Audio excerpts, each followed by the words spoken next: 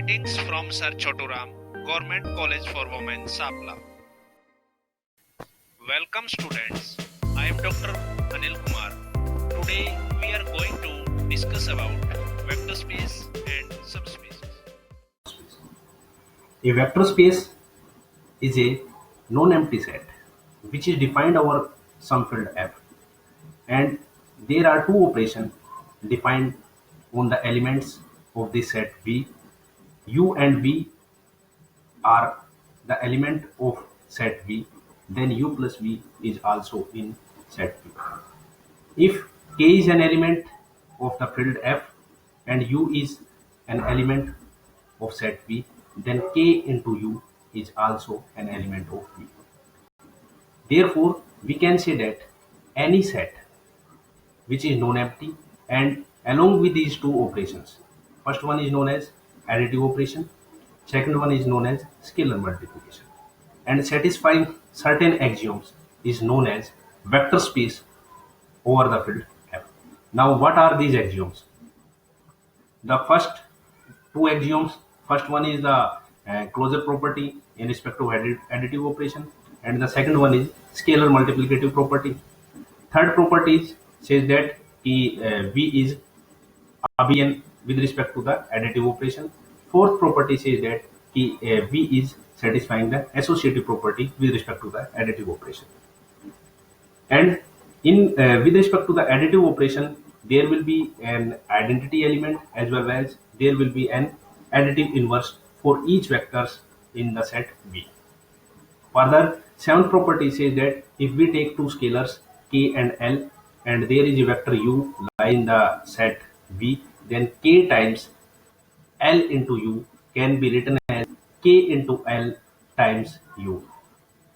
Therefore, this seventh property is the property which is with respect to the scalar multiplication operation. And eighth and ninth property, these are known as distributive property. In the property 8, the scalar is distributive over the vector. In the property 9, the vector is distributive over the scalar. And the 10th property says that 1 into U is U, where 1 is the element of the field, because every field has a unity. So here the notion F is called field, and the element of F are called scalars, and the element of the set V are called vectors. Now we discuss some examples on the basis of vector space. Suppose we consider a set of real number, and the field is also a set of real number. Then the set of real number over the R is always a vector space with respect to the additive and multiplication operation, which we usually used in classes 5th and 6th, addition as well as multiplication operation. Also, if we consider the set of all M cross N matrix, and the entries of the matrix comes from the real numbers, then this set is also vector space over the field of real numbers. We can take another example. We consider a set of all polynomials and the coefficient of polynomials are real numbers, then this set is also a vector space. We can consider a set V is equal to R square, and U is the order pair, V is also order pair. U is denoted by U1, U2, and V is denoted by V1, V2. Then we can define U plus V as U1 plus V1, U2 plus V2. And in the similar manner, the scalar multiplication operation can be defined as K into U is equal to K U1 to 0.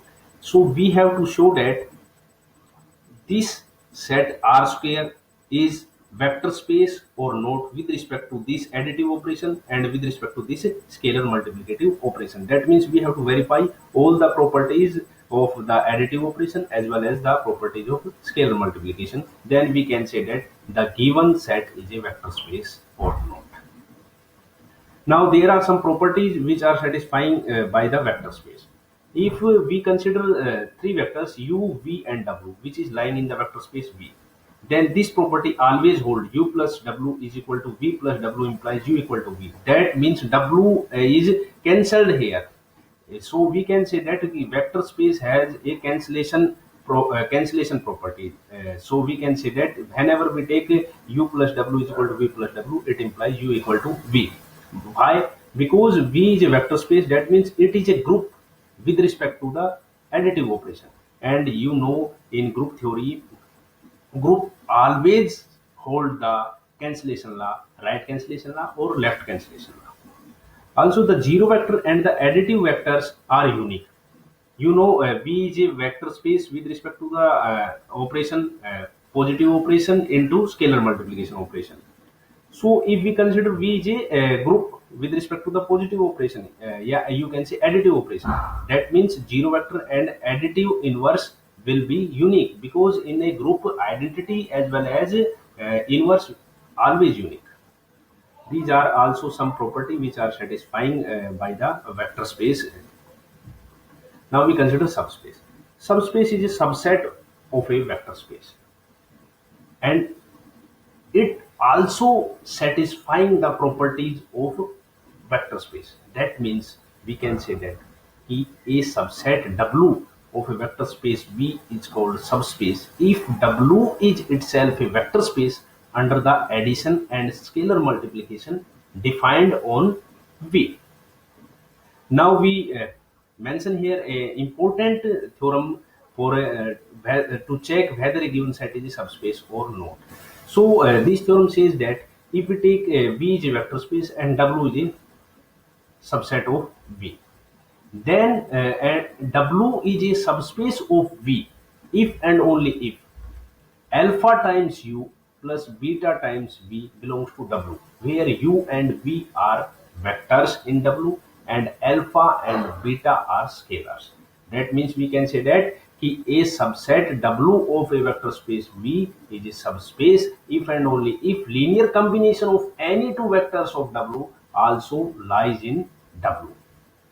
So using this theorem, we can show that whether a given subset for a vector space is subspace or not.